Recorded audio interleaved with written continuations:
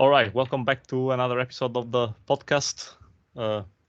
Today we are here once again with Douglas Martin, who was a guest in my latest regular podcast show.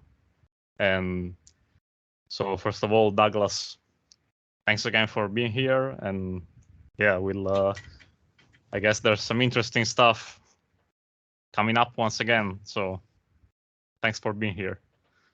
Oh, it's my pleasure, Francisco. It's great to be back. Yeah, we can get into it here. I got a lot to say, so yeah, I'm glad to be back on here with you. Yeah, absolutely. As I was saying, we did another show together, and if you have missed that show, I suggest you go and watch it, because this, I guess, is going to be we're going to revisit some of the topics that we introduced in our previous episode, where we went into natural law, politics, and religion.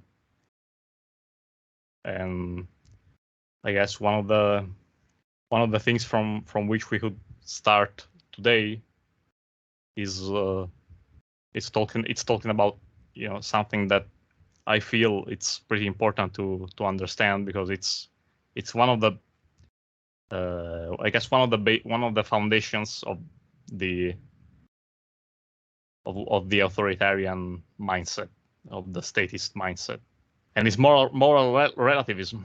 So Douglas, why don't you go ahead and introduce this concept a little bit, and then we'll move on from there. Sure.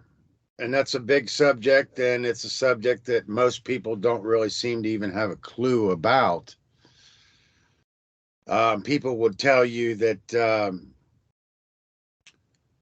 they believe in human freedom. At the same time, they can't even tell you what a right is. So they're expecting to be able to protect rights, which they don't even know what rights are, and therefore would not even have any means or ability to be able to do so. So part of our overall dilemma is whether or not people believe rights come from government or man, or do they exist inherently in nature. So if we're discussing the topic of moral relativism, then we are asserting that our rights are inherent in nature and not granted or created by man, nor can they be destroyed or taken away by man. They can't be arbitrated by man. They can't be changed, altered, improvised, infringed, any of that by man, because that is not man's domain. That is the domain of the Creator, who set the laws of creation into motion and gave us free will to decide what type of a manifestation for our reality we want to create. So the experience that we do get in the physical world is a reflection or a manifestation of the aggregate consciousness of the species. And in the ancient world, this was the most important thing, was knowing truth from falsehood. And the idea that we can just arbitrate truth or arbitrate morality, it is the foundational mindset that underlies the socialist mindset. It's the ego run amok. What the ego wants to set up as executor of the being, and the ego's primary directive is self-preservation above all else, because the ego knows that when the body dies, that is the cessation of the ego. And the idea that we are more than just our body, and that we are part of something bigger, and the spiritual prospect is not really a post-mortem prospect like many people think. You know, true spirituality is about sovereignty. It's about understanding our own sovereignty and respecting the sovereignty of others. So if we don't understand our own sovereignty, our own rights, then we have no means or ability to understand what rights are and the sovereignty of other individuals, and how we may or may not be infringing or encroaching on somebody else's sovereignty. So we need to establish that what a right is, and we need to understand that morality is objective and not subjective to our whims and preferences. Because, you know, everything that's wrong with the world today, I would tell you, is a result of people thinking that they are the arbiters of truth.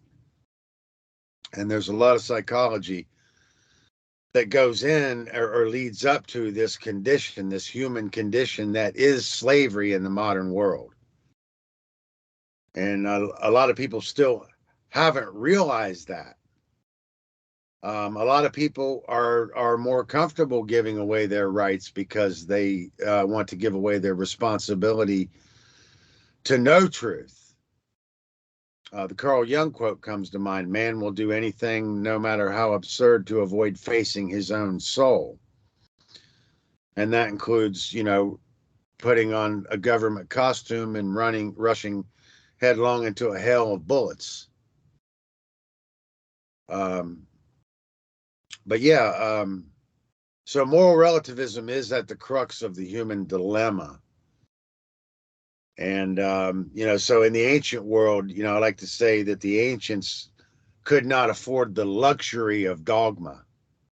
They could not afford the luxury of erroneous thinking. So the very idea of knowing truth, their survival depended on it. And they were not socialists, or they had tried socialism early on and abandoned it, never to return to it.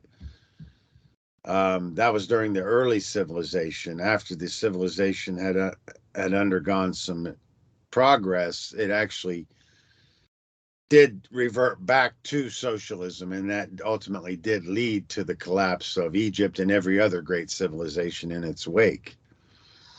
But yeah, moral relativism is the real issue, and it has everything to do with truth discovery and truth discovery methods that we are not taught in our modern education. So you know, the true adversary is ignorance, and the only solution to that is better education. So yeah, there's a lot to say about moral relativism, and I'm going to keep talking about it, but I want to go ahead and hand it back to you. I want to say, I wanted to say that unfortunately it's not only because I see that it's sort of a, you know, there's this debate even in those that actually say that they want to end the condition of slavery, and that are, you know, and that are in favor of abolishing the current system of you know, authoritarian and totalitarian control. So there's that debate about morality, if it's subjective or objective, even in those types of circles. So that's kind of a bit problematic in my view. It is, and there's a reason for this. Like I would tell you that you know, a lot of people are using the buzzwords. You know, they can say natural law, they can say objective morality, for instance, but they really don't understand at a deep enough level how it works or what it means. And most people would not be able to define what a right is. So let's do that. Let's define what a right is. A right is an action that does not cause harm to any other sentient being. And, you know, we get in, if we want to get in, you know, just a lot of people want to overly emphasize ideas about these things, and as a result, they get convoluted. But we have to understand that in a very generalized sense. You know, any sentient being has the same rights as every other sentient being. You know, in Jeremy Locke's book, The End of All Evil, he describes evil as that which destroys freedom. And I think that's a good definition to work with, because it helps us identify evil in the world. To understand that a government's claim as the authority is a claim to the Most High, but it's also a claim to be the arbiter of truth, in the sense that it wants to arbitrate what is right and wrong and tell you what you may or may not do, or are and are not allowed to do. And of course, it's based on transactional leadership. So I've been hammering on that a little bit. Let's define leadership. Very generally, there's two types of leadership. There's transactional, which is essentially punishment and reward. And then there's transformational, which is basically leading by example, or setting a good example, or inspiring somebody to walk a different path. But yeah, all government leadership is transactional leadership, and that means punishment and reward. And you know, government does not have a right to exist because man is not the lawmaker. So this is why the idea of natural law is among the most occulted information in the world. You know, this knowledge took hundreds of thousands of years to discover and understand and develop methods and discovery methods to understand it, including the trivium and the quadrivium. However, we have to understand that, you know, the biggest part of our human story that's been lost is the story of how we were endeavoring to find ways to preserve that knowledge. And then the rest of the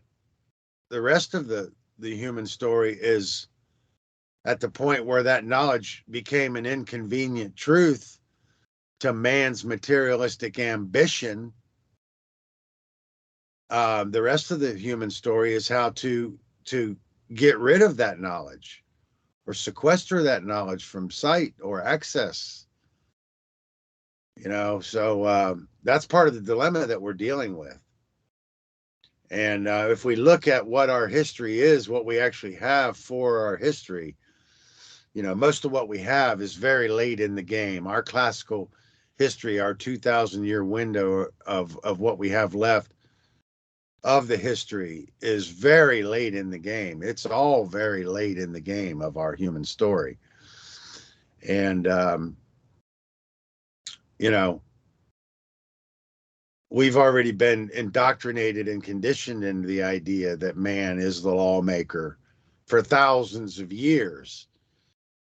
So we're not only going to have to do better, we're going to have to do significantly better to understand why we have this failure in academia and scholarship, why we are repeating the same mistakes from the past, and why we are on a road, you know, which even a beginner should be able to tell is going to a bad place by now should be able to see that human rights and human freedom is being trampled and destroyed.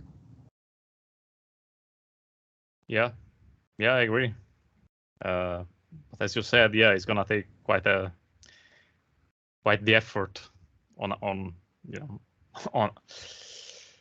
on freedom, on the part of freedom loving people, to start to reverse this this trend. But one thing I wanted to, because you talk about the fact that we are sort of repeating history and the mistakes that we've made,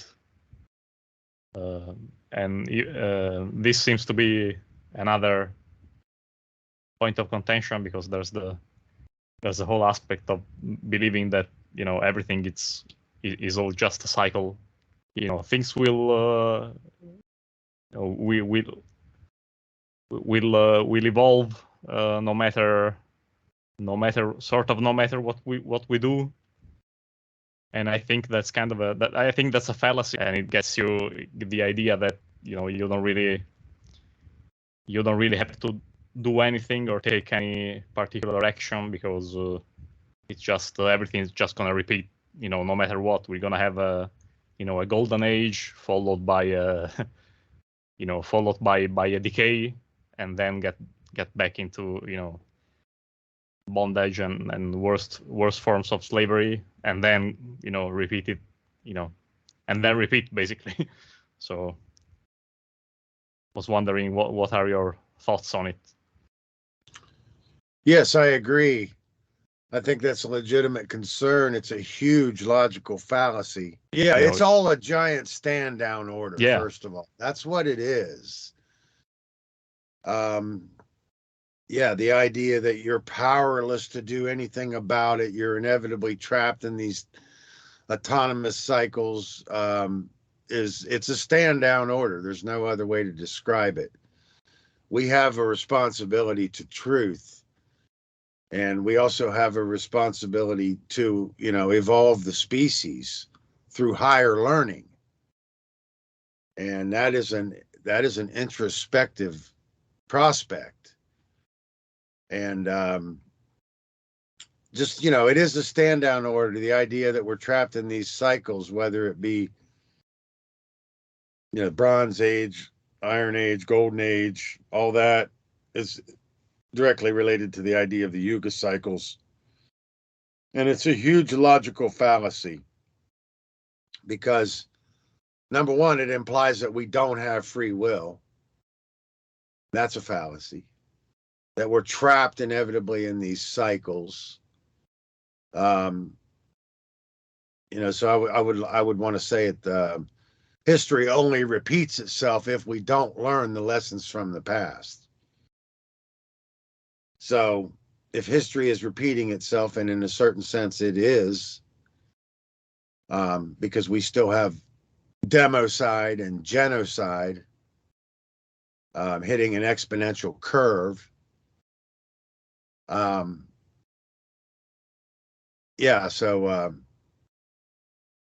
this is not the result of being trapped in time cycles. This is the result of refusal of truth. This is a result of refusing to learn the lesson, refusing to look at Nazi Germany and understand that was the result of believing in authoritarian rule. And failing to recognize the fallacy of man as the lawmaker, or man's law, or man as the enforcer of law, is what caused Nazi Germany to happen. It's what caused Soviet Russia to happen. And there is no real difference between fascism and communism at the extreme of the polarities. And these ideas that we think we're operating in today, like conservatism and liberalism, are nothing of the sort. They're, first of all, neoliberalism is not classical liberalism any more than neoconservatism is classical conservatism. both of the classical conservatism and neoconservatism, or classical liberalism and classical conservatism, are very close to center, whereas neoliberalism and classical or neoconservatism are wildly skewed, and they're both embracing both communist and fascist idealism. Because as I said, ignorance is the adversary. And part of the sorcerer's trick is to convince everybody that they know everything they need to know. So if you think that your purpose in life is just to have a good career and make a lot of money, and then, retire and paint yourself blue and go to your favorite football game, I'm here to tell you that, you have a higher purpose. And anybody that wants to control you is going to tell you anything you want to hear to get you under their control. And that means all the way into your box, they're going to tell you anything that you want to hear. The idea that we're stuck in these time cycles, it's a stand down order. It's a psyop, McFly. It's what you should expect from a ruling class. And we got to understand it from the perspective of why people are so eager to hear things like that, because they don't want the responsibility, first of all. I think of Christianity, part of the success story of Christianity is that it was a doctrine that was imposed on an already conquered people that were seeking consolement. So it did offer them something that they otherwise did not have, which was a way to feel better about things. But that's kind of off the subject. But yeah, I mean, I have a grave concern about the idea that people think that we're stuck in these cycles, because it, like I say, it destroys the idea of free will. And my concerns are the things that hold people back from understanding moral relativism. I mean, moral objective morality. Yes. So my concerns are the things that hold people back from understanding objective morality and embrace moral relativism, is what I was trying to say. So why are people embracing moral relativism? Because they don't want the responsibility. And that's part of it. They got better things to do, like worship money all day. And you can't serve two masters, God and mammon, both mammon being truth or mammon being government, which is man as the arbitrator of law. So yeah, if you still think that we're stuck in time cycles and that history repeats itself inevitably, you really are the problem. Because you are not addressing your own personal responsibility to truth, and you're embracing moral relativism, most likely. And as a result, you are perpetuating slavery in the world. Yeah, so go ahead.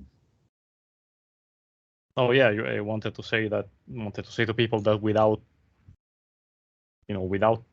action and force of will, you're we're never gonna get to a better phase of our history and of our evolution.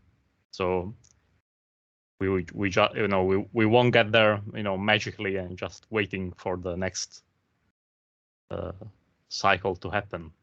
So that's right. Yeah. So by embracing the idea that we're trapped in these cycles, we're basically giving away our free will, and that's our only means of ever changing or breaking this cycle. And by the way, I mean, when they say history repeats itself, they mean the karmic effects of war and death and destruction and being revisited by the entropic force that destroys and breaks things down. And we're trying to feel better about that looming on the horizon.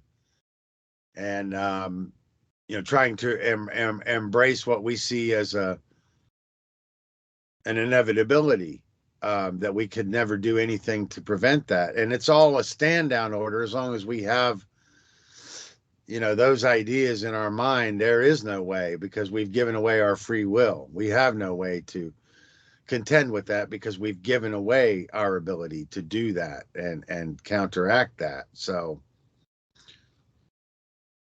we have to understand that we're dealing with psychopathic, sycophantic sociopaths that will tell you anything they want to hear if it gets them what they want, which is to stay in power. So this idea of authority or government, it operates very much like the ego. Its primary directive is to remain the executor. So survival and self-preservation is always its highest directive. And then the end justifies the means. So anything that it does wrong in its actions, it justifies in for the greater good. It's for the greater good. So,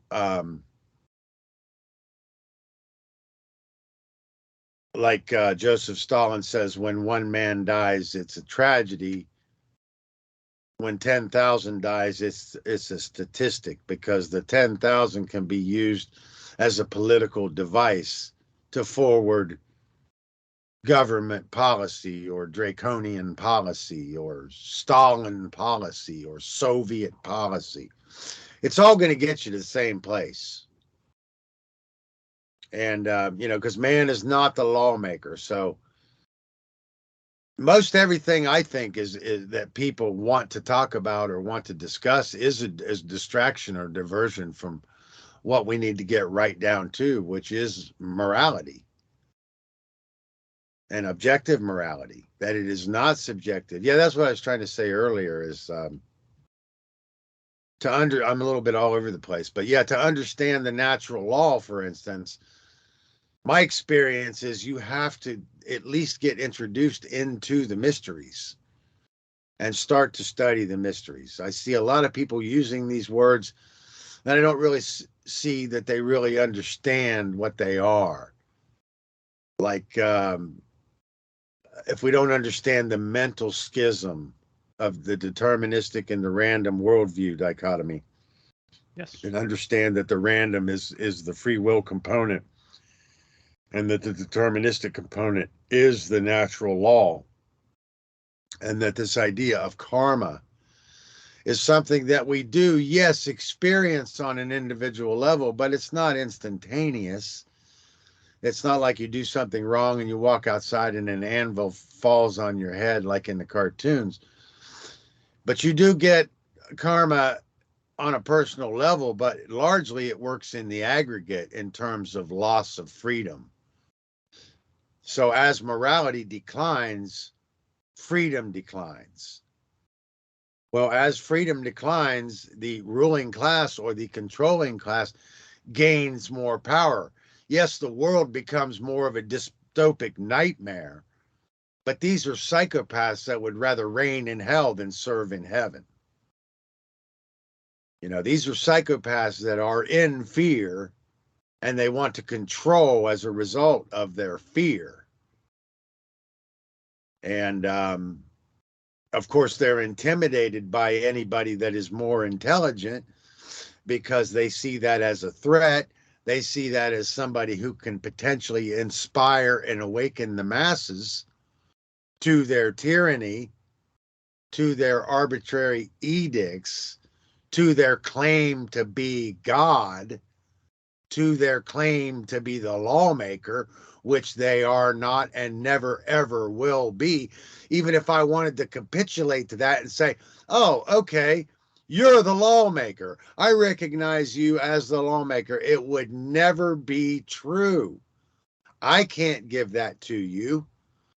I can't tell you you can vote for somebody and that legitimately makes them the lawmaker because you want to stay in ignoramus and revel in your social Darwinistic behavior of survival. I'm about to go on a tirade here. Yeah. No, but I think, yeah, I am actually seeing this a lot to me, and it's really absurd for me and for everybody who understands how this thing's going, even in the sort of in one of these false dialectic debate that you see a lot these days between nationalism and globalism. Because it's like, well, we're gonna be, in nationalism, the people of a nation have a say and have the power, while in globalism it's only, it's some international body that rules over the single nations, and it's really funny in a sad way, sort of, to see that people don't understand that,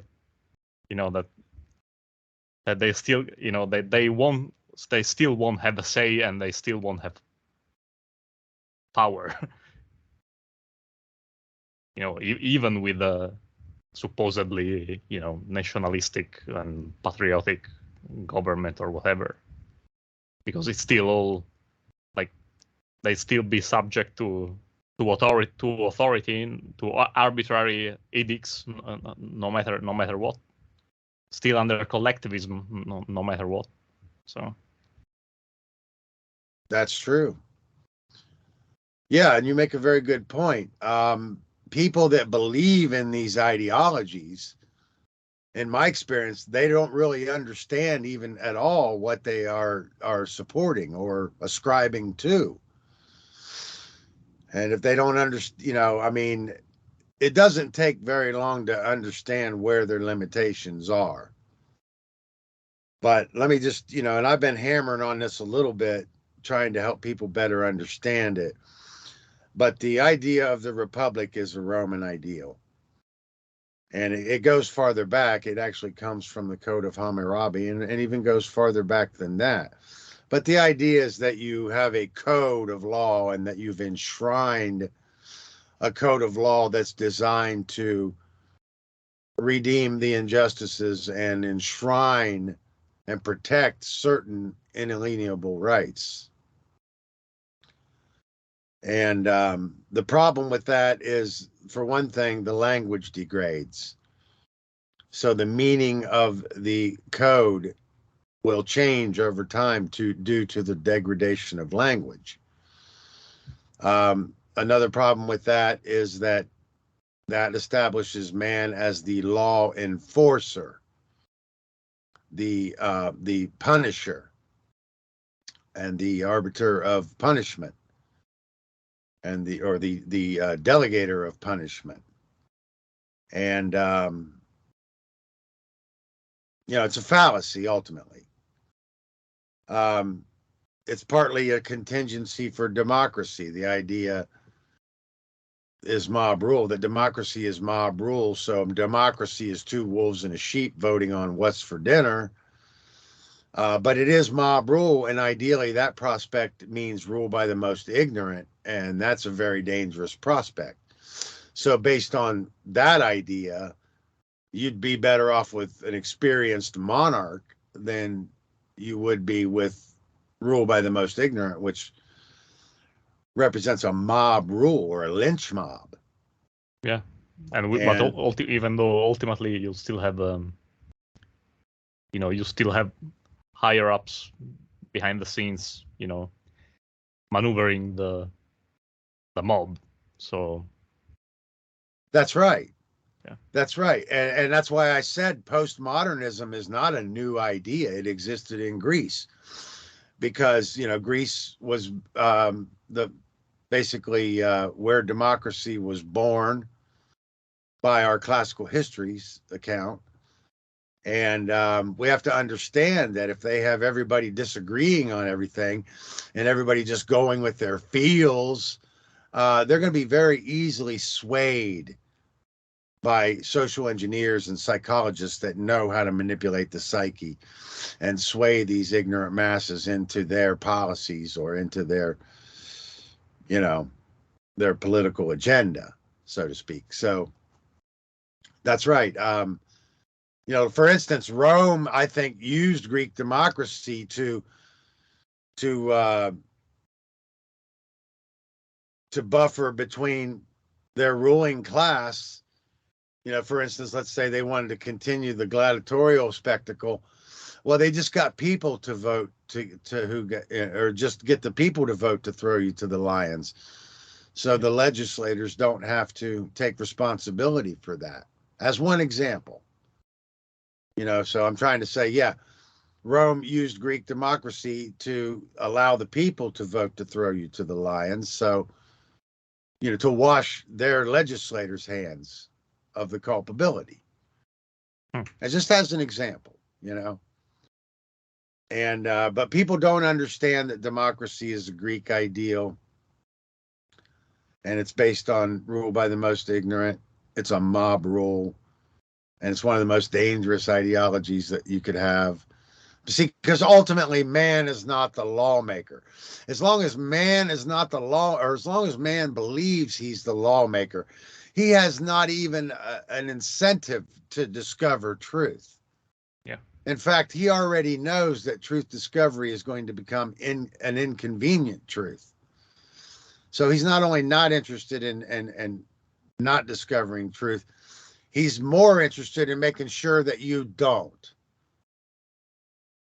So everything that we're doing as a species is actually deliberately impeding truth discovery so man can climb higher up into the tree and festoon themselves. A few god men can get into an ivory tower or climb a little higher up in the tree and festoon themselves like a peacock and claim to be the most high, to claim to be the arbiter of law. And the psychology is dealing with why people are willing to accept this trash. So that's also why the concept of truth has been mystified so much. People have a mystified idea of what truth is. They can simply think that truth is simply what is. But things like the word of God or the word of some divinity have to be involved in truth, and it's like this far out concept. Well, that's and there is truth in that. Yeah, if we knew everything about everything that there is to know, that would be the mind of God. But the idea is that the biggest part of our knowledge that took the longest to develop and understand is the knowledge that has been compromised. And that's part of the human dilemma, is that we spent hundreds of thousands of years building a body of knowledge based on truth discovery. And then at some point we've embraced socialism, which caused the collapse of the civilization. And those truths that took so long to discover would be considered a hindrance to the ruling class who wants to arbitrate law. So not only has the knowledge been squandered and compromised, and at least compromised, it's not totally lost, but it is largely lost. There's not much of an ambition to recover that, because that would be a hindrance for their paradigm, which is government or man's law. So that's a real dilemma that we have, is most of what we call science in the modern world is government funded science. Well, government isn't funding any science that would challenge its claim to be the authority. And the closer we get to truth, the more we're going to realize that man's authority is illegitimate. So if everybody recognized, man's law as like the racketeering operation that it is, and did not recognize it as legitimate, they'd be out of business tomorrow morning. But as long as we recognize it as legitimate, then there's not really even a challenge to it or being put up for it. So these are some of the dilemmas that we're faced with. But when you talk about nationalism versus globalism, you know, we're dealing with the semantical dilemma of some of these political ideologies and these political terms. Like most people that believe that capitalism, for instance, is a contingency or the only defense against communism is a fallacy. But we have to be careful, you know, with any anti-government rhetoric or any anti-law enforcement rhetoric, because even though I am absolutely directly opposed to man's law or man's authority or man as the enforcer of law, if we look at where we are now on the timeline, we have to remember that the very first computers were developed for eugenics programs. Watson was developed by IBM in the early 30s for the purpose of eugenics, because this country already had eugenics policies in place. So the idea was they wanted to remove the human element from the decision-making process regarding life and death. And to them, it seemed the moral thing to do. But let's keep that in mind, that computers were developed for the purpose of eugenics and to remove the human decision-making process from life and death decisions. Well, now everything's going to AI.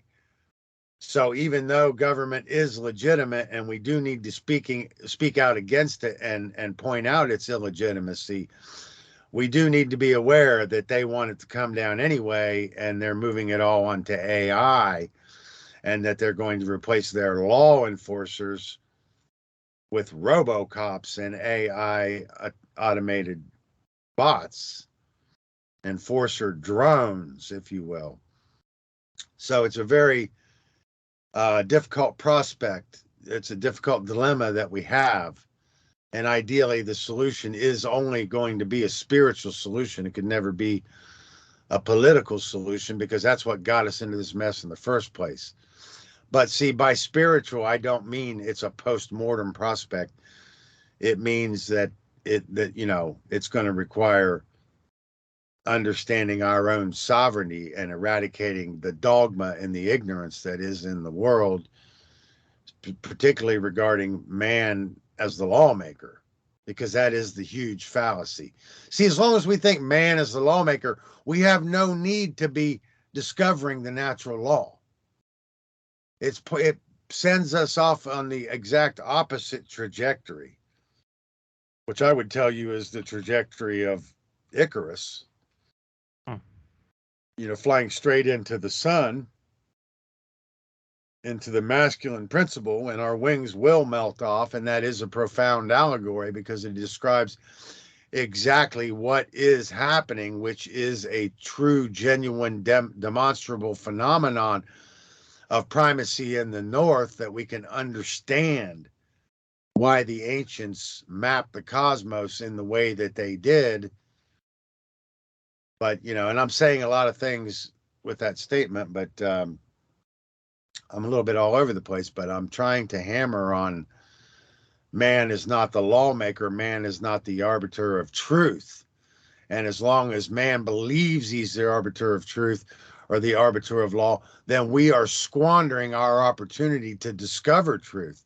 We're going in the opposite direction. We're going in the direction of the lie that is man's law.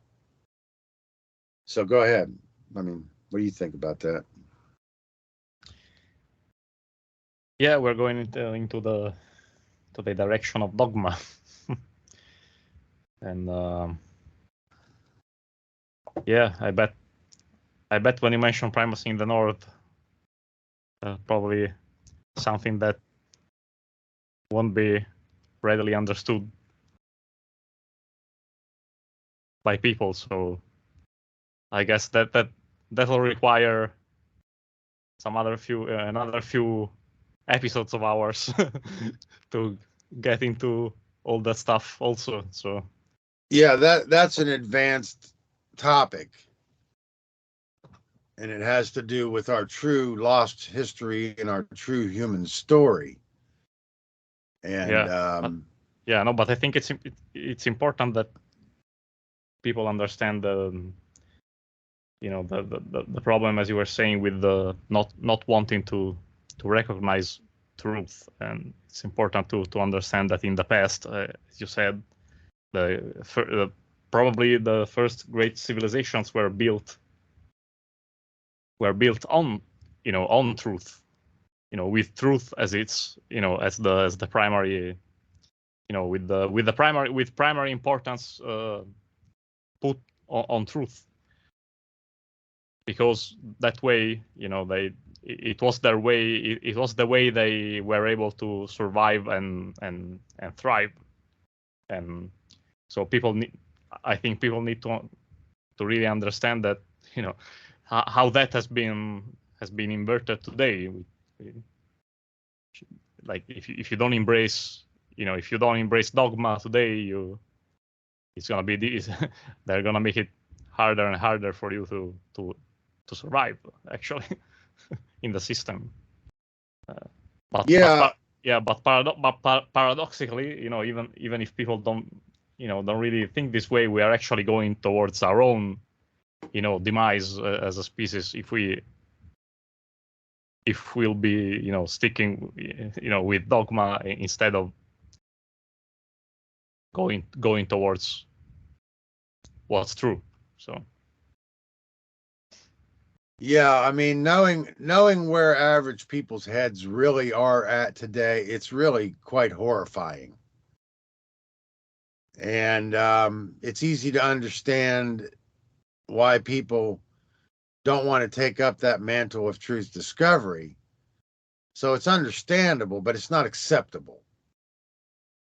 And they have that responsibility, whether they like it or not. I can't take that away from them. There's nothing I could say to make it a different way. They would still have that responsibility.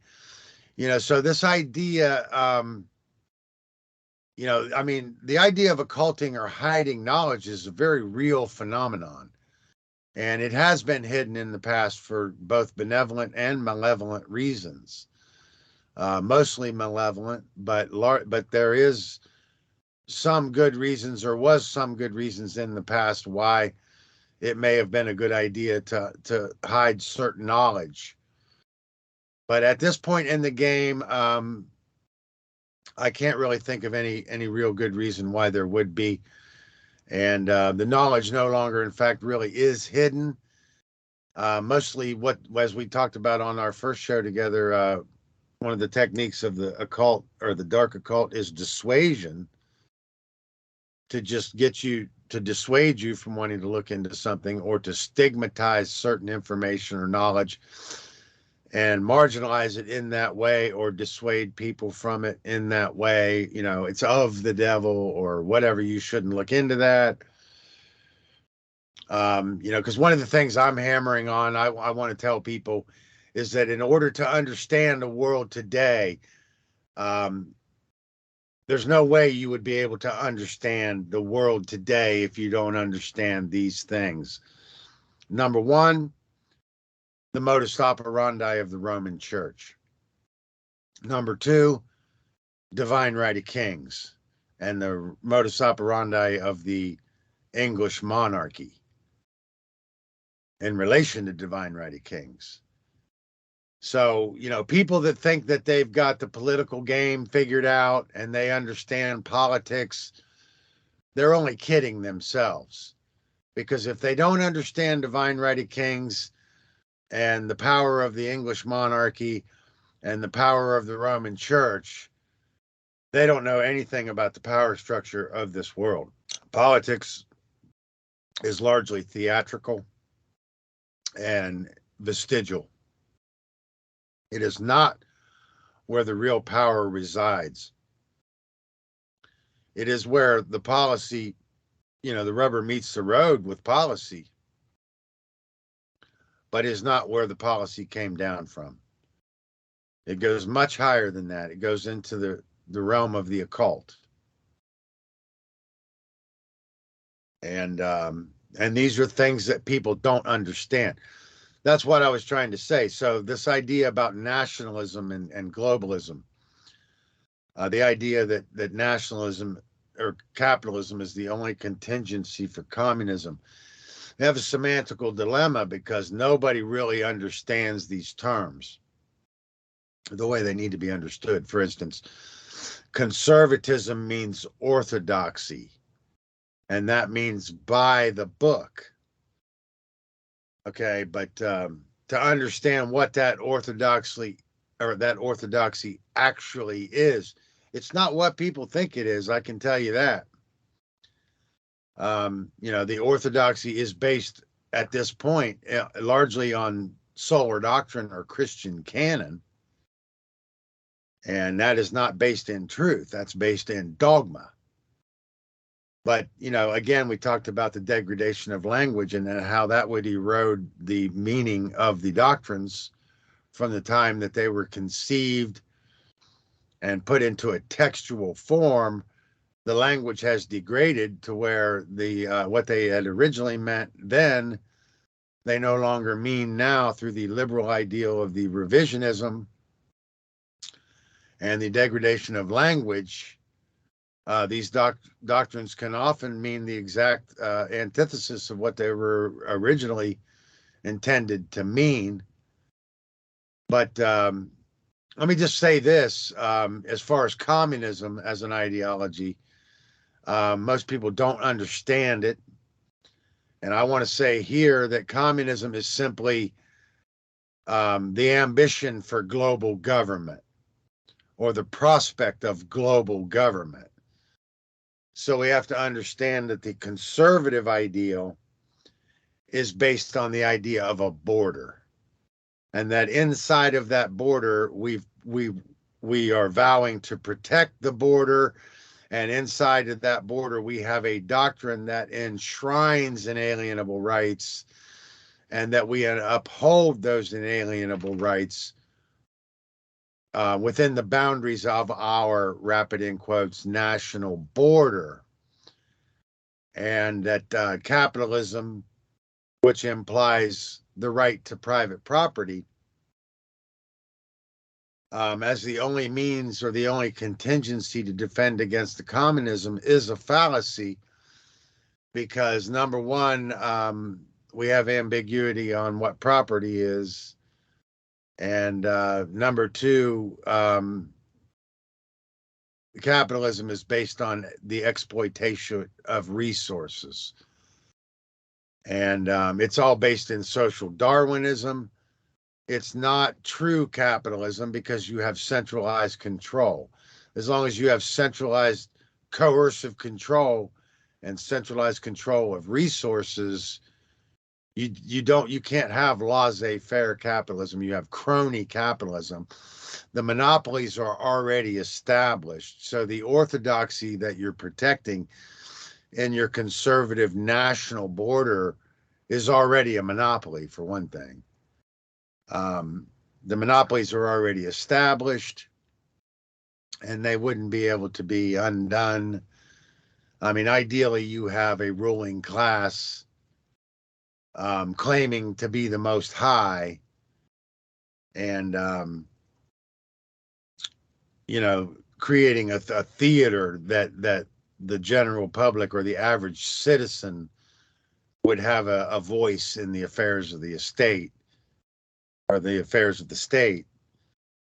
But it's a fallacy. But my main point is understand that communism is the prospect for global government, and that these nations understand that they will not ultimately be able to resist that ambition.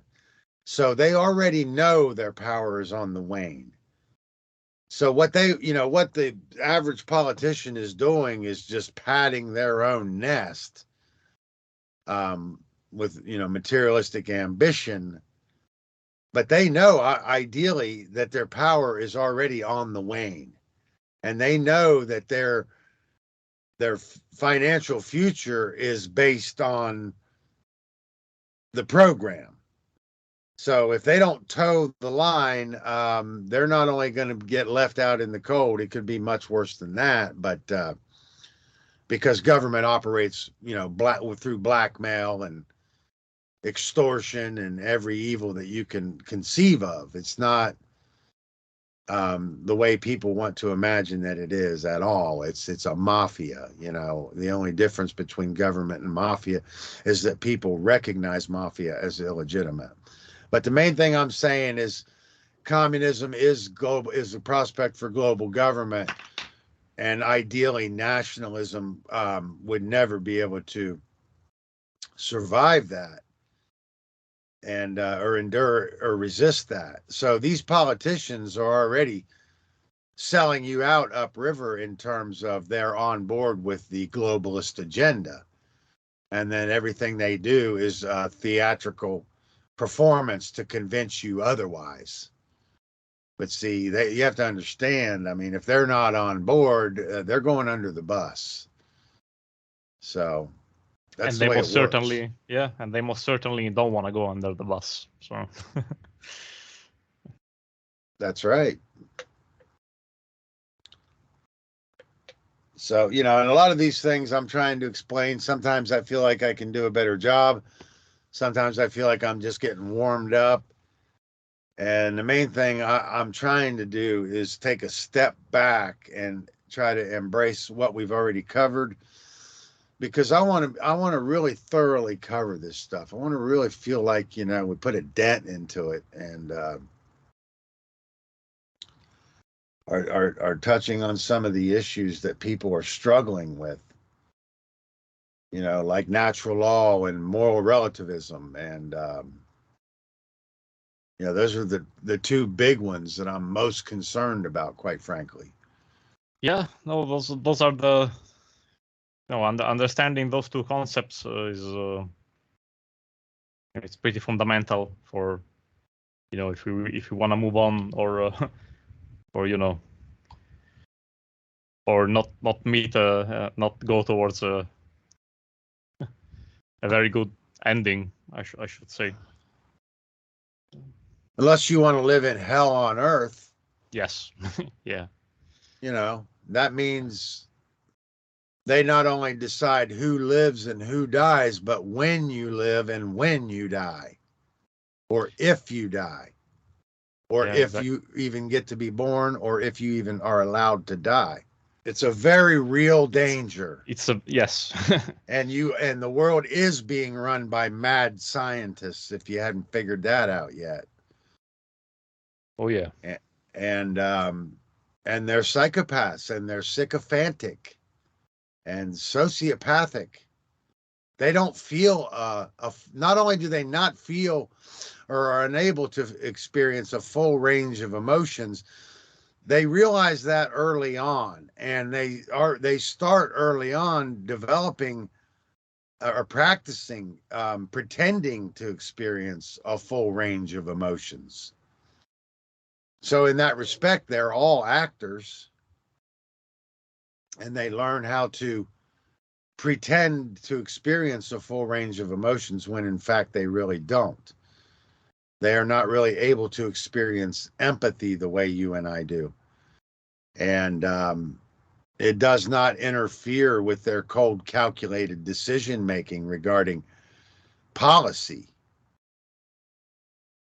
or being the arbiter of law. Yeah, or carrying out orders, whatever those are, like. Right. If the order comes down to kill somebody, yeah, an order follower yeah. will kill without even thinking about it. Yeah. And exactly. that is the fallacy of order following, which is a deplorable ideology. And order followers are responsible for every totalitarian regime that's ever existed in human history. It is not a virtue, because that which leads to a stronger state is not a virtue. Yeah, and people need to step into that mentality. Because we see far too often that the usual what people will tell you is how they wouldn't do such a thing, or they never do this thing or that thing to their own people, or to women and children, or whatnot. But you have to understand that it's not your mind. It's a different mindset from what you have. Yeah, most order followers, they patrol in areas that they don't live in. And no order follower is enforcing law on anybody above their own pay grade. So it's always a downward prospect. It's always a downward prospect. The idea of protect and serve, for instance. People think that means they're protecting and serving the general public. No, they're protecting and serving corporate policy. It's a policy, and they are the police enforcers of corporate policy. That is not the laws of creation. That is the laws of a corporation, a corporate interest, a financial interest, a special interest, a selfish interest. And it's the most deplorable ideology that's ever been conceived of. First of all, that man can arbitrate law. Second of all, that man can arbitrate punishment. It's pathetic, it's deplorable, and we're going to have to do a hell of a lot better. So, and I know why people don't understand these things. Like when people are talking about the idea that when people vote, they're voting for freedom. I'm here to tell you, anybody that's voting is not voting for freedom. They don't even know what the word means, first of all. They're voting for an orthodoxy, or they're voting for things to stay the way they are, like the word peace, for instance. Let's talk about that. To the ruling class or the status quo, the word peace means that their business ventures are not impeded. It means that things don't change. It means that things stay the way they are. It means that their wallets don't get lighter. So we have to understand the word peace to one person means something entirely different to somebody else. And, the idea that man can be the lawmaker is the most hubris-filled, arrogant, cynical, deplorable, ideology that you could ever arrive in. I have a hard time even conceiving of it myself, but maybe I'm running out of steam a little bit here.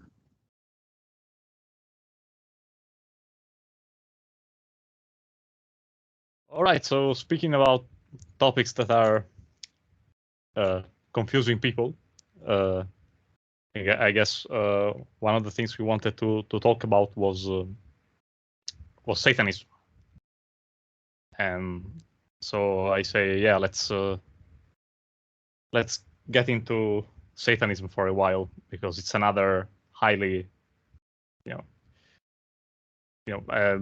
controversial, or if not controversial, highly obfuscated, I guess, concept. So yeah, it is, and as a result, it's used as a very powerful political device. So the idea that people don't understand things is the idea that we need to make this appeal to the authority. So the ruling class always has an interest in that. Anything that will send you into the arms of the authority, and they can use ideas like Satanism to stigmatize things they don't want you learning about. Because we have to understand that the Roman Church, for instance, has never, ever been a spiritual prospect, even from its inception. It's always been a political prospect.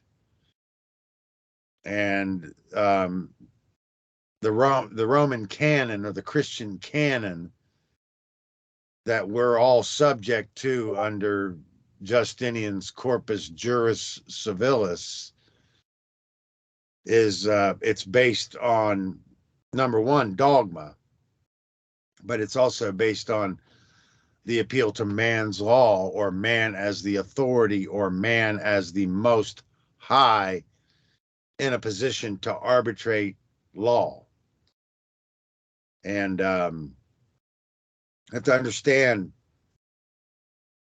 like, let's get it right out in the open. First of all, that the idea of the devil, or the Satan, or the Christian archetypal devil, first of all, that bolsters Christian dogma. The idea that this is an actual being that exists, like Santa Claus. It's an archetype of that's been literalized and now historicized. So the literalization in the religious doctrines is what obfuscated, ultimately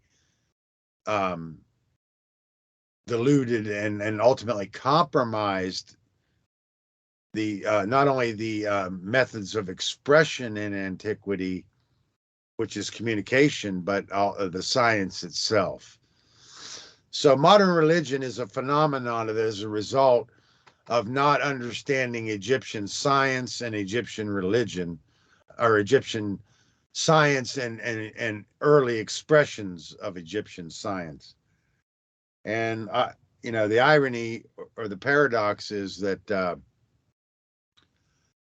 while Egyptian sign language is what I'm calling it, which is gesture, ceremony, ritual, even phonetics, it's one of our primitive expressions. However, it has actually proven to be one of our more advanced expressions, because in order to understand, like, the idea that Jesus spoke in parables, not to riddle us into confusion, but that the idea that it was understood that the whole brain had to be engaged to understand allegory and symbol. So that's part of what has been compromised in losing the Egyptian expression. And then as a result of losing the expression, we've not only lost the science and the expression, but also broken our true chronology, which is our connection to our ancestry. So this idea of Satan, it bolsters this new dogma we know as Christianity, which is really the pinnacle of all of the Egyptian mythology in the solar phase, which is the late phase of Egyptian mythology. And so the idea of embracing the devil as a real entity, or a real being, is the literalization of a phenomenon known as anthropomorphizing, or anthropomorphizing a deity, so to speak, which means to give it human attributes, or to personify it as actually existing in a physical form. It's a good example of why it's so important to understand truth from falsehood, because if we ascribe to this idea of this rogue demon, devil, vagabond running around just messing up the works, then we can just abdicate our responsibility to take responsibility for knowing the difference between right and wrong, and blame it all on the devil. Yeah. The devil made me do it. Or the lesser of two evils, Well, we know government's evil. We know there's not a perfect system, We know the Democrats aren't perfect, and we know the Republicans aren't perfect, but you know, the Republicans are a little bit better than the Democrats. As long as we see any difference in these parties, we are the problem. Anybody that sees any difference in these political parties is the problem, because they're recalcitrant in their ignorance, number one. There's very little, if any, prospect for them ever changing, because they've already managed to convince themselves that they're correct about something that is a fallacy. And they think that's their idea because they don't understand mind control. They think it's their idea to never want to grow up, for instance. We have to understand why a ruling class would promote an idea like that. You know, that it's okay, that growing up just means, or responsibility just means paying, making sure the bills are paid and that you have food and shelter. You know, because we have to understand that truth has to come before everything. You know, so the idea, people that think they're good people, or people that think, well, my family comes first. Well, let me tell you, if you don't put truth first, you never cared about your family in the first place, and you don't care about them now. You don't love them because you don't know what the word means. It's one of the most highly ambiguous terms in the dictionary. So if they have an anti-war campaign, for instance, based on peace and love, well, I want to tell you the government's perfectly fine with that, because they know that those are the most ambiguous terms in our vocabulary. And so it's meaningless. We don't know what rights are. We have no way to protect those. We don't understand that rights are inherent in nature. We have no way to defend those rights, or protect against infringement or encroachment on those rights, as we discussed. So this idea of this archetypal devil, it not only bolsters Christian dogma, but it marginalizes anything non-Christian. And of course, the Christian is the foundations of our systems of law. You know, so let's get this out of the way. You know, the idea of common law, most people are confused about common law. And I want to tell you, it comes from the invasion of the Norman kings in 1066 into England, because at that point, everything became, well, it's easier to understand where the idea of, or it's easier to understand where the line of true English kings ends than it is to understand where the true line of English kings begins, because after 1066, we had foreign, mostly French kings sitting on the English throne, assimilating or masquerading in and adorning themselves in English culture. So after 1066, it becomes, who is the true Englishman? Who is the Englishman? And then you have foreign kings impersonating English culture. And then the idea was that the kings after 1066 were expected to uphold the old laws of England based on Edward the Confessor. And then Harold II, the last of the reigning English kings, defeated by William the Conqueror, William I, in the Battle of Hastings.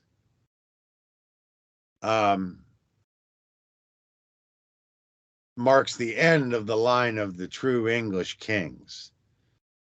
And then the idea of the common law was the succeeding kings after 1066 upholding the old laws of Edward the Confessor. So the idea of common law is really inferring or referring to the old laws of England.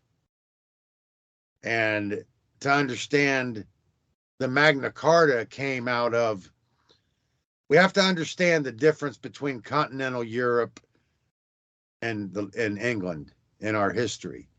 And the main difference is, in Europe, it's always been absolutism. And that means the absolute power of the king. And then we have to understand that in England, the power was shared between the English crown and the land barons, or the land holding class, which we can call an aristocracy. And that's what led to the forming of the Magna Carta in 1215 under John I, Plantagenet, House of Anjou, French line of kings on the English throne. But see, this is important because the collapse of the Roman Empire, which rose out of the collapse of the Roman Republic, let's keep that in mind. You know, all of these pro-conservatives don't even understand their own ideologies about the Republic and how that inevitably morphed into an empire, a global prospect for a world empire.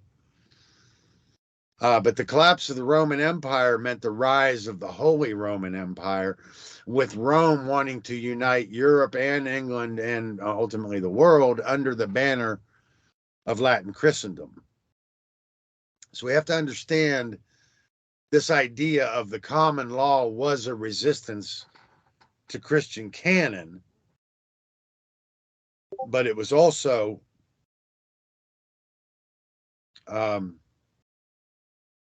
you had the Roman Church wanting to make the, in order for the Roman Church to gain the fealty of a European king, all he needed to do was gain the fealty of the king, and then his subjects would be automatically subjugated to the central authority of the Roman papacy.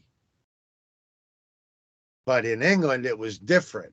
So, yes, Rome wants to make the English king a vassal of the church and make England a papal fief or land grant, a fiefdom. Well, he's having trouble doing this because the power is shared between the barons and the king.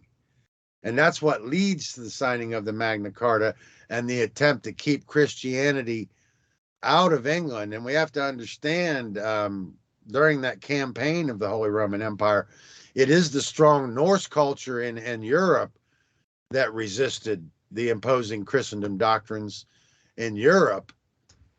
And it's the English traditions in England, Celtic traditions, that are resisting the Roman Church in England. And it is these older cultural traditions that did create enough resilience for ancient knowledge to survive into the modern world. And that's what's significant about it, because otherwise it would not have. Otherwise, it would have been eradicated by now by the church.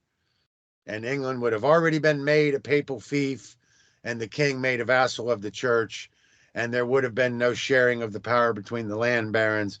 And it would have been brought under absolutism and then given fealty to the Roman Church. So leading up to the Renaissance, you had knowledge and you had dissidents aggregating in the Languedoc regions of southern France and western France and southwest France. And that included, anybody that didn't recognize the Roman Church as the authority. This group became known as the Albigenses. But it also included Christians, unorthodox Christians, Gnostic Christians, and Cathars. And, the Albigensian Crusade that was conducted from 1209 to 1229 was a 20-year campaign initiated by Pope Innocent III. Is a little-known fact of history that's very, very important. We have to understand that it was the Renaissance that took us past what's known as the Dark Age and the height of the papacy, or the height of the papal power. and that was co-opted in a sense by the Reformation. And the Reformation, you could say, was co-intel for the Renaissance, which was Eastern knowledge, Greek sciences and ancient knowledge making its way into the West, where it had been previously restricted by the Christian monks and priests. And that the Protestant Reformation, in my view, amounts to counterintelligence, and ultimately leading up to the forming of the Jesuits under Ignatius Loyola in 1509. And we have to understand what the Jesuits actually represent is a higher intellectual Christian priest class. So the idea is that before the Renaissance, the Christian priests and monks were only privy to study and learn what was in the allotted doctrines of the Council of Nicaea, and that learning beyond that was essentially prohibited anywhere but in Byzantine or Constantinople. And that once the Eastern knowledge and the Eastern traditions and sciences started to make their way into the West, that's what typifies the Renaissance.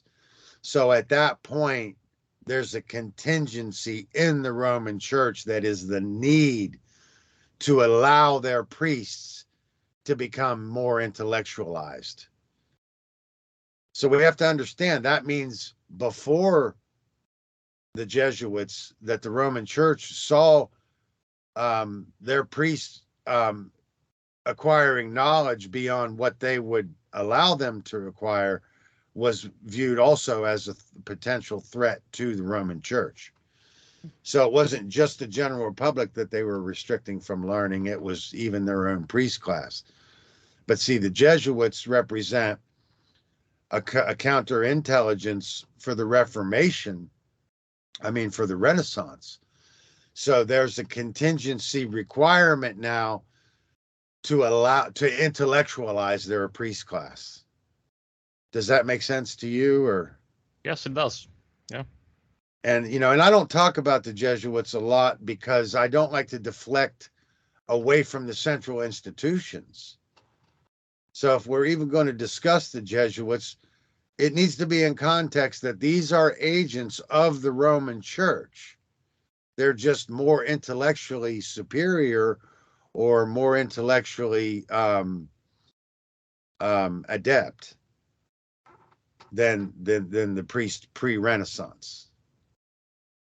So I think that's important to understand, because see, the way that the devil plays into all this is everything post-Renaissance. In order for the authority or the central authority to marginalize or dissuade people from looking into that, they could just say it's of the devil, or it's it's of the devil. Yeah. Or they're worshiping the devil. Yeah. Satan worship, Lucifer worship, this sort of rhetoric. Because after the Council of Nicaea, the heresy hunting became the new sport, which meant anybody teaching or learning anything unorthodox, non-Christian, was seen as a potential threat. And therefore, post-Renaissance, it's becoming more sophisticated now. So the heresy hunting will continue, but now it will continue under the guise of they're worshiping the devil. We're allowing evil to operate in our midst by allowing them to study the Greek sciences. Yeah, because it's of the devil. Yes, yeah, exactly. Because I was just about to say I don't want to go to the topic, but you can see that with Freemasonry today, or not just today, but in the more recent years. You mean the way that Freemasonry is being marginalized? Yes. Yeah. Right. Anything non-Christian is being marginalized. So in the Renaissance, you had the emergence of the secret societies and the secret orders. We have to understand the benevolent function that they served is allowing the knowledge not only to come into the West, but to reflourish, or to flourish again. And the problem with that is a lot of the ancient traditions have been infused with what I want to call Western conventionalism. And the result of that is a war inside, let's say, Freemasonry. And the only way to reconcile or resolve this conflict, because it's all about the claim the Most High, the only way to really do that is to give all credence back to where it belongs, which is Egypt. So we have to understand that all credence belongs to Egypt concerning what our true sciences are, what the true learning that's been compromised and lost is, and that a lot of the modern secret societies, as soon as they emerge sub rosa, they're above sub rosa, they're infiltrated, and then the teachings are perverted and then brought out into the light of day and exposed as something that they are not. The perverted teachings are as a means of stigmatizing the institution. So as soon as an institution establishes, it's already essentially corrupted because it's immediately infiltrated, and then it's either used to conduct clandestine operations under the cloak of darkness or secrecy, or just the secrecy in general is stigmatized based on the idea that the Crusades have ever relented, which they really haven't. They've just changed forms. And much like the Nazis haven't really been defeated because it's an ideology. They just changed uniforms. Or communist hasn't fallen. No, it's right. It's all the same in 91, thing. Yeah. The belief in man's authority is what gives birth to both of those ideologies. And in that respect, they're no different because they're both based in the same fallacy that man can be the arbiter of law and that man's authority is something to be revered and respected. But, I'm trying to get back onto Satanism, the idea. They want to make us think that Satanism is, or they want to equate that with, a bunch of teenagers going out into the woods and torturing animals or human sacrifice and all of that. The mature mind is going to realize that this is how they're able to marginalize anything that they don't control and anything that is not their doctrines. And that makes me think of something else I wanted to mention today. The way that they have marginalized other global traditions is they've, like I say, they've infiltrated them and then perverted their traditions or their teachings and then exposed that to bolster first a marginalization campaign. Every campaign starts as a marginalization campaign. So you have to remember that, because that means they're going to start insulting they're going to start a character assault before they start the physical assault. But one thing I wanted to say on the show today was that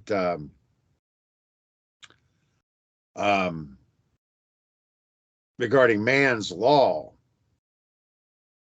is as soon as you take up any issue, it doesn't matter what it is, the issue has already been politicized and the narrative is controlled. So if you side on any issue, you're going to be put into that gang that's already been pre-associated or corresponded to that issue. And then that gang is used as the political device to forward the policy in the polarization dialectic, which in this country is Democrat-Republican. And that's a polarization dialectic. As soon as you take up any issue, whether you're right on the issue or not doesn't matter. You're going to be thrown into that political gang and used to bolster that dialectic, which will forward ultimately draconian policy that leads to the destruction of freedom. So that's very important to understand. You know, any issue, doesn't matter what it is. If you're pro Second Amendment, you're going into the Republican gang. You know, if you're pro abortion, then you're going into the Democrat gang.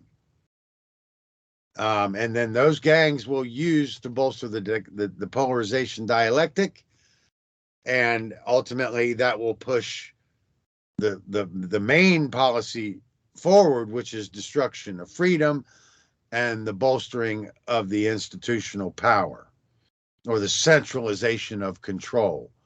The centralization of power is done through polarization dialectics, which is problem, reaction, solution, or thesis, antithesis, and synthesis. And, you know, again, if we really understand this, it's really, I mean, I'm somebody who would ultimately tell you that the trivium is a truth discovery method. And what Freemasonry claims to be is based on Egyptian science that had ultimately been compromised and lost, but rediscovered in the modern world. And that ideally you can say that Freemasonry is the purest form of the trivium method. And the reason that's important is because we're talking about Egyptian science and truth discovery. So now the truth discovery methods that they're insisting that we embrace is that truth comes from authority, and that we can't know anything without an appeal to the authority. So they don't want you to have the trivium method. And they certainly don't want you to have Freemasonry. But we don't want to confuse Freemasonry, which is Egyptian science, from the institution that we know as Freemasonry, let alone the people that join these institutions and call themselves Freemasons. Yeah, we're definitely not talking about the P2 Lodge. Yes, because just like in Christianity, mostly it's comprised of what I would call Christians in name only. Christians that have nothing in common with the way of the Christ, that think that they just believe that the Christ exists and they'll be absolved of all their sins and fly off in the afterlife to take harp lessons with a dead relative and hang out with Jesse. Yeah. And Yeah, I was gonna say, yeah, one thing that people need to keep in mind, it's that Freemasonry, it existed before, even before it was called that way. So yeah, it goes all the way back, to the remotest antiquity. So because it's not understood, people don't realize that. That's partly why our history is compromised. Because if we don't understand what the Egyptian craft is, then we don't really understand what they're concerned about. And therefore, we don't understand their culture, because we don't understand what's driving the behavior of the culture. So the only way we're going to understand that is to understand what they care about. And the only way to understand that is to really learn the true Egyptian science, what we can call the craft. What they're claiming is Freemasonry in the modern world. We have to understand what these, the positive functions that these secret societies did serve is that were not for them, this knowledge otherwise would not have survived into the modern world, let alone made its way into the West. But the fact that it did, these secret societies have served a valuable service to mankind. However, now the secrecy is becoming repugnant because nobody understands the teaching, and the institutions are being used to buffer away from the central institution, which is the Roman Church, as well as marginalizing anything non-Christian, but also as a fraternity or secret orders that are used to conduct clandestine operations, psyops, if you will. Yeah, and it's going to be pretty difficult for the modern, for modern mankind to understand what you were, the things that you were talking about the, the what was driving the Egyptian civilization. There's I think people need to, before looking into it, we need to understand that we have a completely different sort of mind form today than people had at the. Yeah. Go. I didn't mean to interrupt you. No, I was saying that we have a completely different mindset and mind. How can I say? Sort of, forma mentis, they'd say in Latin, is the form of the mind. It's the mind form. It's completely different today than it was then it was back in those ancient times. Like we have for instance, we have a much more materialistic and pragmatic or pragmatistic inclined mindset versus apparently what they had, the way they reasoned back then. That's correct, and that's very well said, because it's a totally different way of thinking. Like we talked about earlier, the idea that Jesus spoke in parables because he knew the whole brain had to be engaged. We have to understand that this rampant intellectualism is basically a form of brain imbalance. What I associate with the left brain intellectualism or pure logic. It constitutes an atrophied intuitive aspects of our brain, which associate with right brain. So it's more of a left brain prospect. And when we're rooted in left brain, the executor of the brain becomes the base stem, or what we know as the R complex. So in this left brain intellectualism, the R complex or reptile brain sets up as the executor of the being. And of course, survival or self-preservation becomes its highest directive. And this is what Satanism is. So to best define what Satanism actually is comes from the old Hebrew shaitan, which is simply the opposer, which is a form of internal opposition or cognitive dissonance. What George Orwell called doublethink in his 1984 is simply it's dual consciousness. It's oppositional consciousness, entertaining two ideas at the same time, that you can be moral and that man can be the lawmaker, for instance. But what I'm saying is this is what Satanism actually is pure selfishness. Yes. And the ideological chronology of these tenets are starting with our highest directive is self-preservation of the physical body.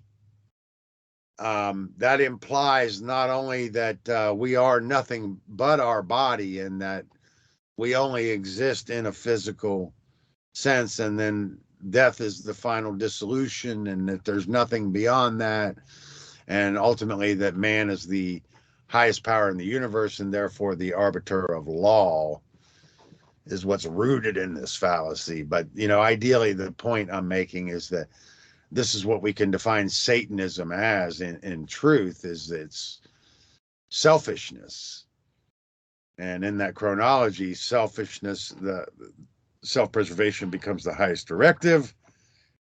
Therefore, we embrace moral relativism, the idea that morality is relative rather than subjective. And the truth or doesn't rather than objective, I meant to say, yeah. And the truth doesn't exist. So. Unless we make it up. Yeah. You said it. Yeah, that there's no such thing as truth.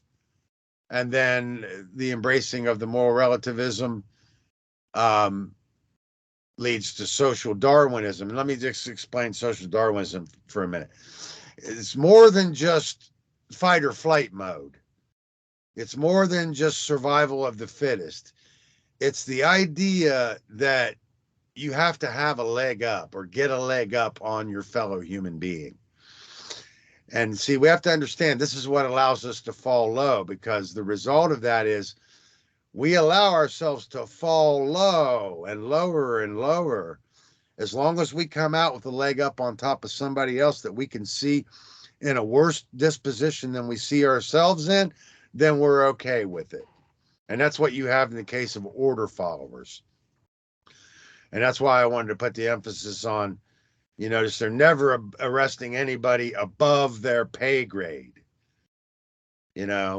So these, backing the blue means backing the law enforcers that only enforce laws below a certain pay grade, which is probably, less than £200 annual or something, because anybody, in other words, they're never going to arrest their boss. Unless he gets thrown under the bus by his boss says no, then no. Right. And that phenomenon happens especially as a result. See, in this country, because the sheriff is the only elected law enforcer. And then you have, the system that's been set up, which is the Constitution, which I essentially identify as feudalism, because they took the flourishing manorialism of the earlier colonial days and decided that they would never be able to bring that under central authority. So they needed to change that to feudalism. So they, exploited black slavery and passed the Enabling Act, or not the Enabling Act, but the Emancipation Act. Yes. And then, basically created what I consider 50 feudal territories. And then they set up, central authority and then states' rights. And everything that the central authority is going to do is to marginalize state authority. And then, of course, marginalize any local authority, like the idea of elected law enforcement or sheriff. So you do see that phenomenon where the sheriffs and the local law enforcers become marginalized by their media monster. And let me say that too. The government came out and told you that it was fake news. But the Republicans, for instance, all heard CNN is fake news, and then the Democrats all heard Fox is all fake news, just as an example. And obviously the CNN pedals to the Democrat left and Fox pedals to the Republican right, or the conservative right. But what they didn't tell you is it's all government news, that it's all a government operation, that there is no real journalism anymore, that it's all been compromised, that everybody sold each other out upriver. There is no integrity in journalism. It's not news of any kind. It's government propaganda. However, we have these people that want to just say, oh, it's all bullshit, or everything on the news is a lie. You know, see, that's another fallacy. No, because this part you can believe, you can bet your ass that this part is real. The policy is real. That part you can guarantee is what they want. Now, everything else is a means to that end. That's questionable. So the events, the daily events, the who, what, where, and when, that is questionable because, like I said, it's a controlled narrative, a controlled narrative. It's arbitrary, but you can bet your ass the policy is real. So this idea that it's all bullshit or it's all a lie, you know, that's a fallacy, and I'd be careful with that. You know, I mean, I'm thinking, you know, if you don't, or if you watch the news, this is something that Denzel Washington actually said, and I don't have any stock in Denzel Washington, but this is who said it, and I thought it was kind of profound. Speaking of somebody who seems to be being groomed for a top slot in the corporation, but he did say something profound. He said that if you watch the news, or if you don't watch the news, you're uninformed. But if you watch the news, you're misinformed. And, you know, so the idea that people can just ignore what's on the news, I would caution you with that. Main thing is parental guidance is advised, which means that let's look at it this way. You know, Germany are some of the most intellectually superior people in the world. Well, they got fooled by authoritarianism under the Nazi parties. So if you think you're not getting fooled by it, let's remember that the most intellectually capable people in the world have already been fooled by it. Better take a step back and check yourself. But this, another thing I like to say, the one difference between Russia and America in the world today is that in Soviet Russia, the people knew they were conquered, but they also knew that everything in the media and on the TV was KGB propaganda. Whereas people in this country, they still trust the mainstream media. They still trust the prostitute media. They still trust the authorities. And in that sense, you know, the Soviets are a little farther along in the sense that they're not stupid enough to put any stock in the integrity of any mainstream media organization. So again, the idea, they told you it was fake news, but they didn't tell you it's government propaganda. And I want to caution people, this is how close to the chest they can play it, because ideally it's not a spiritual, or it's not a political solution. It's a spiritual solution, in the sense that spirituality is not a post-mortem prospect. Spirituality is about freedom and understanding individual sovereignty and natural law.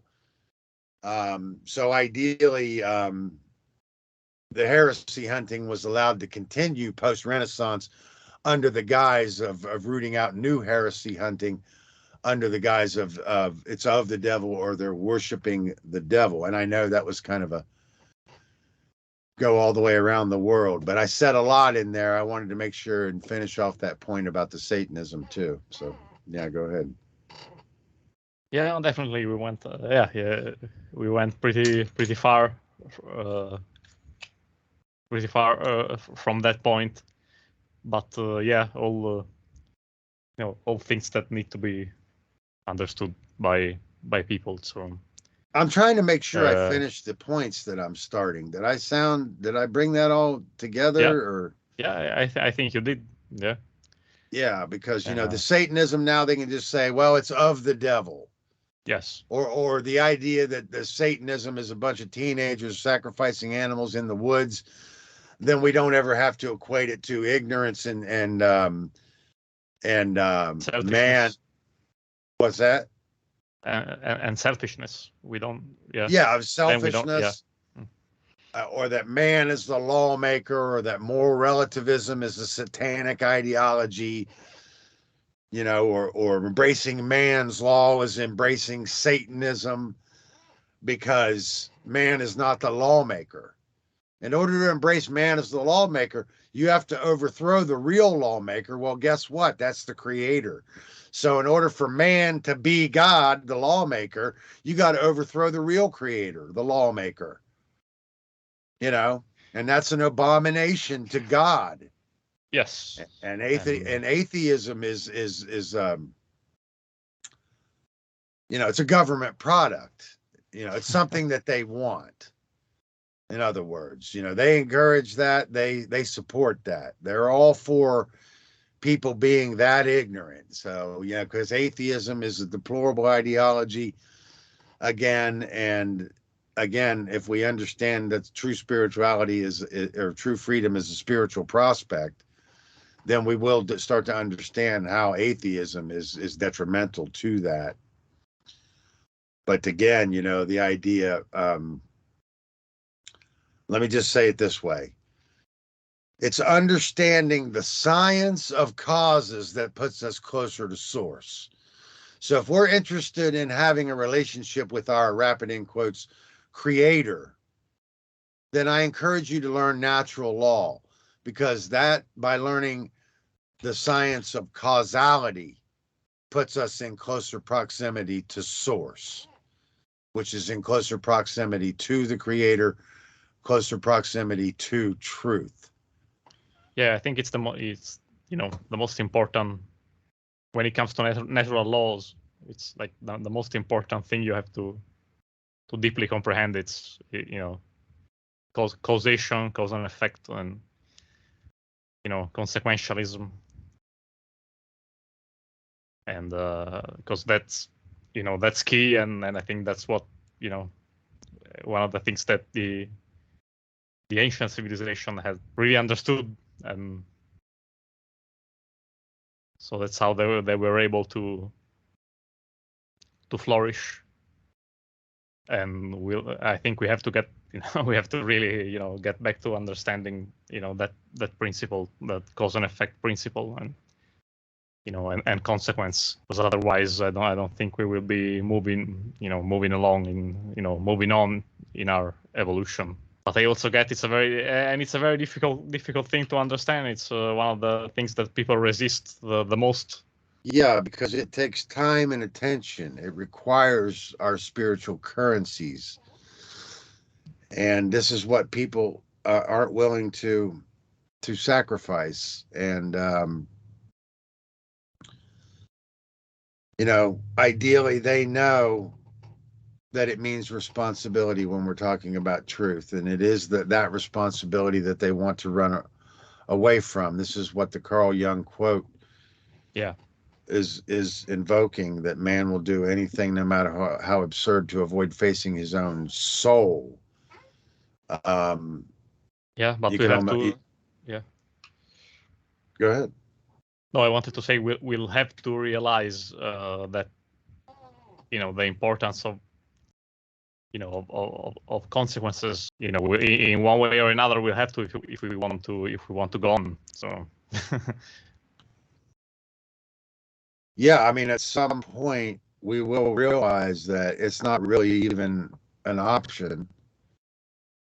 We can either, you know, learn truth and align our behavior to it, or we can sow the seeds of not only our own destruction, but our own perpetual misery. And we can move it to a point where it's not reversible. If we haven't passed that point already, I don't think we have, but we're very close to the precipice of it. And the time is now. We don't have a lot of time to get this figured out. We understand, some of us do understand, you know, what the real causal factors of the problem are. It's not many, but these are the ones that have the responsibility to try to reach others. And there's lots of different ways that you can go about doing that. But the main thing is that you need to get started and figure out a way to, realize the urgency of the situation. And, you know, ideally, they know that it means responsibility when we're talking about truth. And it is the that responsibility that they want to run away from. This is what people aren't willing to sacrifice. You know, we have to realize the urgency of the situation. Realize that it's very late in the game. We are in an end game, and what that means is anything that was held back before won't be now. Anything goes. If the controlling classes were ever limited financially in the past, they're not now. Why not? Because they can just print all of the money that they would ever need to complete their goal with no intention of ever having to worry about having to pay it back. This is end game. They can create deficits that won't need to be paid, because the future system is not based on monetary systems anyway. It's based on social credit score, which is a system that's been incubated in China and now ready to be rolled out for the rest of the world, which is a system based on obedience and allegiance to the state. And I want to tell you that obedience is all that's required for evil to win. So you want to keep that in mind. That disobedience is your only salvation at this point. Oh, you're right. It is.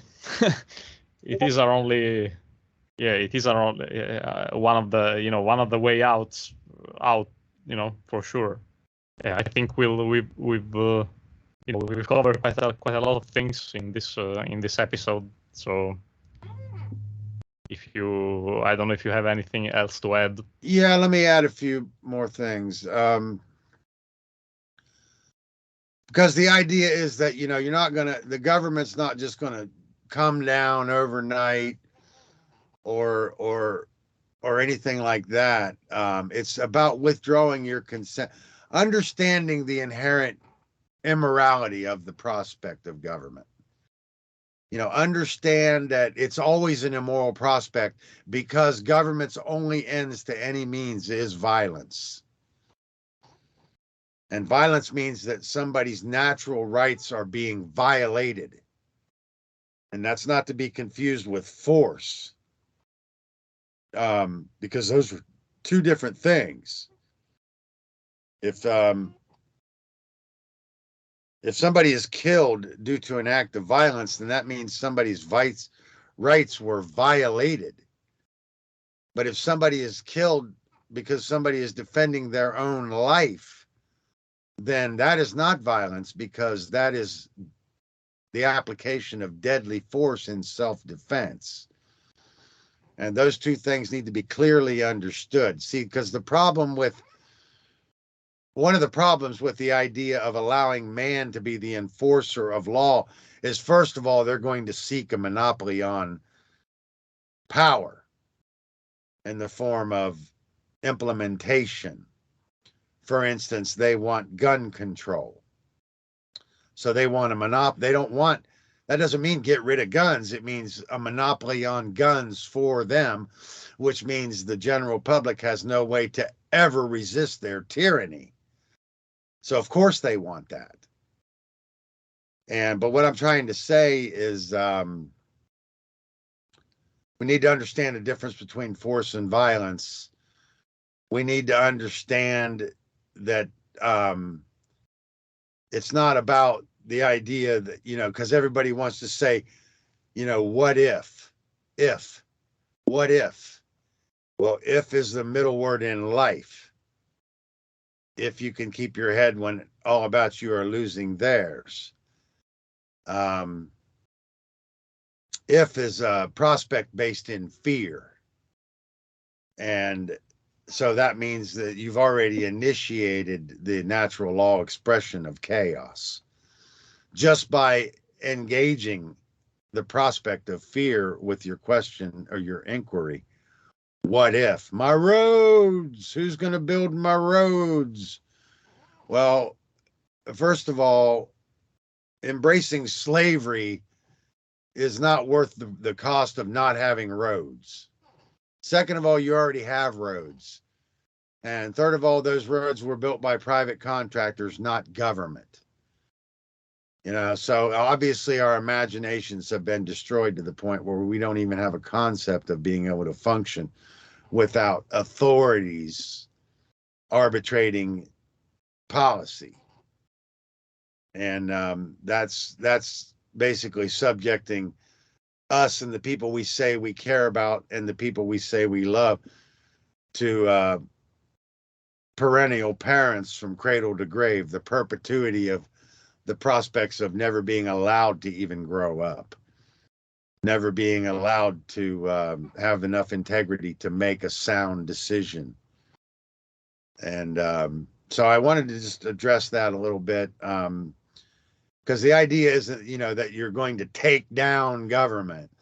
The idea is that you've got to start recognizing the inherent immorality that it is and start withdrawing your consent anywhere that you can, but also understanding that we're in deep and understanding that this is a serious spiritual dilemma in the grand scheme of things that is part of a much, much more ancient story, and that we got to get ourselves out of those tiny chronological boxes, these 6,000 and 12,000 year old paradigms that we've been put into, and understand that the true human story is at least a couple of million years that we need to be working with,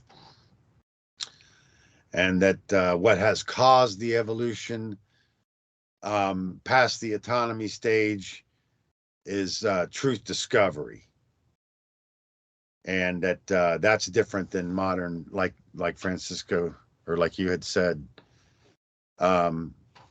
this Western intellectualism, or this Roman pragmatism and utilitarianism, that the ancient thinking is much more broad and holistic, and that the intuitive capacities were revered with equal reverence, and we didn't have this intellectual left brain imbalance that we can associate with what I think is this Western idealism that you talked about. So main thing is that we recognize that man's law is inherently immoral, and the government is inherently immoral, and we begin to educate ourselves along those lines and withdraw our consent anywhere that we can. And I think that would probably be a good place to leave off with it. Yeah, this was another information-packed show. And so thanks, Douglas, for being part of it once again. And I hope we'll come back on another show to discuss some other things concerning these important topics and concepts. Absolutely. I really appreciate the opportunity to come on to your show, and I'd actually like to bring you onto the cubbyhole sometime if you're up for that. Oh wow, yeah, that's it would be an honor, and it would be an honor to be there on the cubbyhole. Yeah, we'll see. I guess if I guess we'll talk about it. We'll see about that. Sure. Yeah. I guess expect us for another show, because we're probably gonna be together on another show soon. You're talking about Truth in Music, or yes. Oh, you want to have me come on that show? Yeah, sure. Is that what you were talking about, or am I inviting myself on your show? No, that's what I was talking about. So, well, I've already done if you're still interested. Oh, absolutely. Yeah, any yeah. opportunity to come on any of your shows, I'm interested in. Yeah, great. But I know we were talking about it, a while back, of your participation on that show, and so. Yeah, I want to do it. Yeah, I do. I actually hoped we'd have done it before now, but I'm glad we're doing this first instead. And but I had a lot of fun doing the full immersion show. Right. Yeah, there was that one too, but it was a marathon, but it was fun. Yeah. This is gonna be more, truth. This is gonna be more truth related. So it's gonna be lots of interesting stuff to talk about, related to some of the concepts that we've gone through in our regular episodes. So I'm all for getting on that one with you, and I know I have something to bring to that. So yeah, I'll look forward to that too. All right, great. And so you wanna say where people can find your work? Yeah, for closing here. Yeah, of course you can find both my work and Francisco's work on the One Great Work Network.com, or just the One Great Work Network. And you can find my work also on the Cubbyhole, or the Cubbyhole.com, with Nate Cap and Brandon Martin. So yeah, that's the best place to find my stuff. All right, very good. So I guess we'll leave it here for now, and thanks again, Douglas, and see everybody next time.